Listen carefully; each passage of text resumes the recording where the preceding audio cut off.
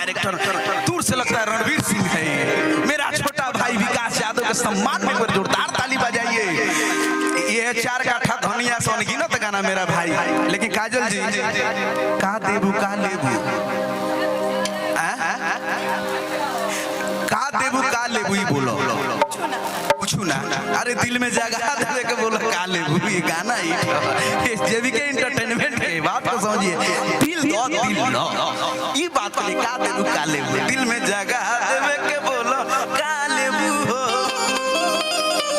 तो बात हमारे उधर है, लेकिन आइए मूड में थोड़ा गोलू जी थोड़ा लोग बैठ जाएंगे। मात्र एक ही गाना का मुखड़ा गाऊंगा, के बाद प्यार में बदनाम, उसके बाद दिलदार फरार कि कहब एक दू। हम चाहेंगे कि एक आदमी और खड़े हो जाएं, कोई एक आदमी दो आदमी आइए कि सब लोग आज थोड़ा सा हाँ ये कि कहब एक दू तीन चालू कर दी हम चार पाँच छह पाए लग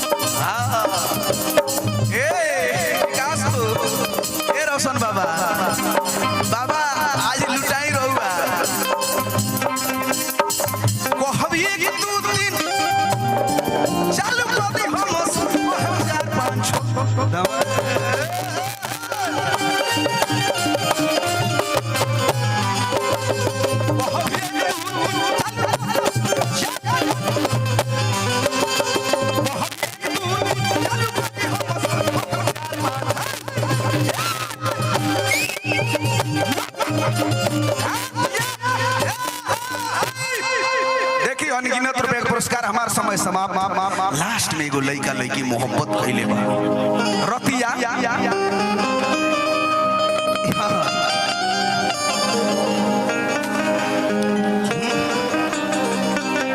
कहाँ बितवल ना कि रतिया कहाँ बितवल ना कि मतिया मरलस कवन सवतिया रतिया कहाँ बितवल बता दो सिलवा रहे कि फूल मतिया रतिया कहाँ बितवल। भोजपुरी के गोल्डन गाना है, अभी भी 50 मिलियन हो गए पुराना वीडियो। ये आप सबके प्यार है, लेकिन लड़का कहता जा हर जाई ये मैंने माना कि मोहब्बत बर्बाद करती है न जाने मर जाने के बाद ये जमाना क्यों याद करती है। लड़का रो रो कहता कि जा